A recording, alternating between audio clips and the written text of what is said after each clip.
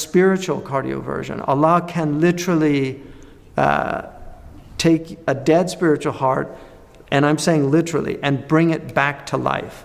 And there's a beautiful, one of the most extraordinary hadiths, in my estimation, is a hadith of Ubay ibn Ka'b, when he actually had momentary doubt. This is called a khatir. So he's not doubting, because he was a believer. But he actually heard some people, and this is in Imam al-Bukhari's collection of the Sahih. He heard some people reciting the Quran, and it was different from the way the Prophet ﷺ had taught him. And he's one of the great Quran reciters, Ubay ibn Ka'b. So he hears it, and then he hears another one, and it's different. And he said, where did you get that reading from? They said, the Prophet ﷺ taught us. So he takes them to the Prophet, and he said, Ya Rasulullah, these men are reading the Quran different from the way you taught me. And so the Prophet ﷺ said, Iqra, and he told them. And they recited, and he said, that's the way I taught them. Like it came down like that. And then Ubay ibn Ka'b, when he said that, he said it came to him some doubt in his heart. And it's very clear in the commentaries that this is not doubt of Iman. It was like a khatir that came into his heart. It was from Iblis. It was waswasa. And this is very important. There's a very important distinction between waswasa and between your own inner, what's called hadithun nafs. Hadithun nafs and waswasa are two different things. So you can have thoughts that are very foul, that are horrible, that you don't like.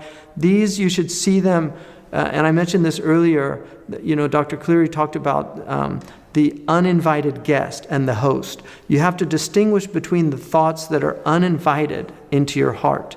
They just come in as uninvited guests, and you have to dispel them. And so he had this, and then he said the Prophet saw what had come over him, like some kind of a spiritual state, and he struck him in his chest.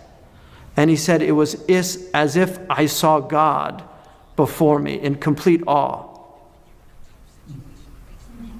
And it's extraordinary hadith. Like he suddenly had like an enlightenment.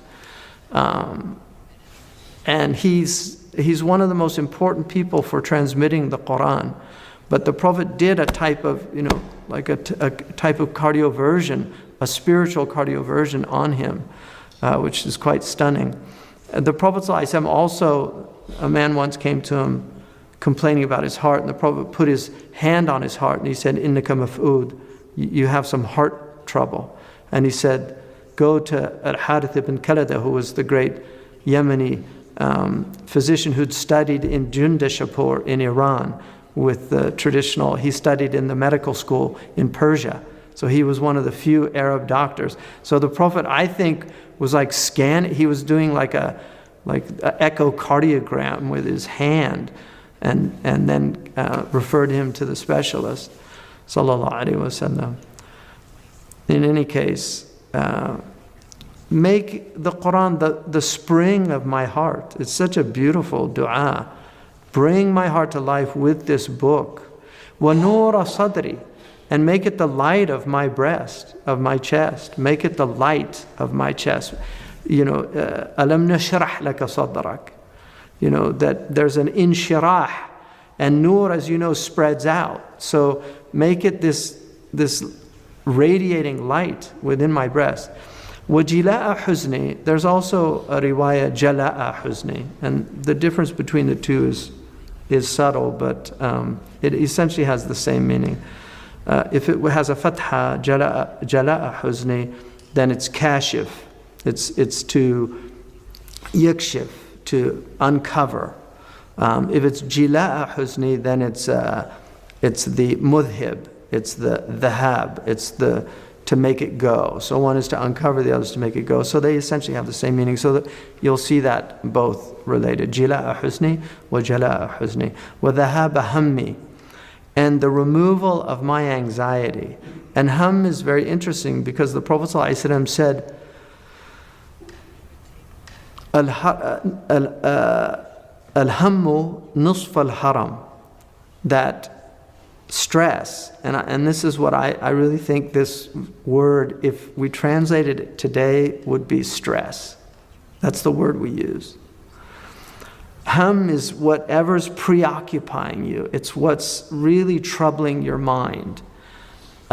It's what you're thinking about. It's what's occupying your thoughts. And when people are stressed out, then they have humum.